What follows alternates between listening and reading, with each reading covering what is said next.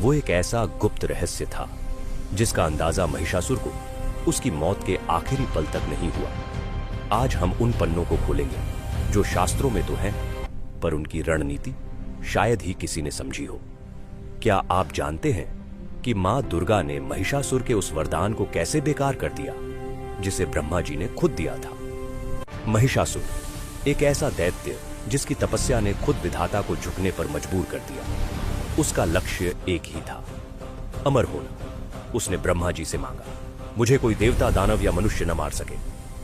वरदान मिल गया, लेकिन यही उसने वो गलती की जो हर अहंकारी इंसान करता है। उसने सोचा एक स्त्री उसे कभी हरा नहीं सकती, इसलिए उसने वरदान में स्त्री का नाम ही नहीं लिया।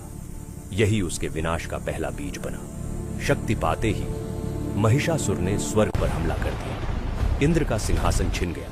देवता दर दर भटकने लगे। जब देवताओं ने त्रिदेवों ब्रह्मा, विष्णु और महेश से गुहार लगाई, तब तीनों की संयुक्त ऊर्जा से एक अलौकिक प्रकाश प्रकट हुआ।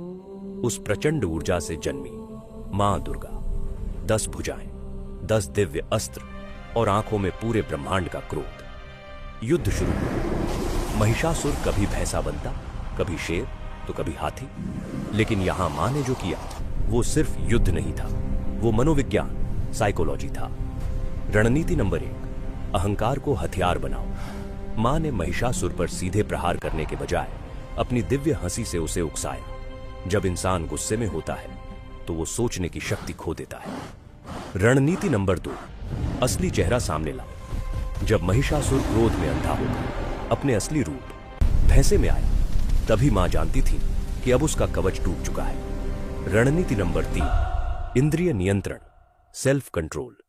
जहां सारे देवता डर और क्रोध में थे, मां ध्यान की स्थिति में थी। उनकी शांति ही उनका सबसे बड़ा शस्त्र बनी।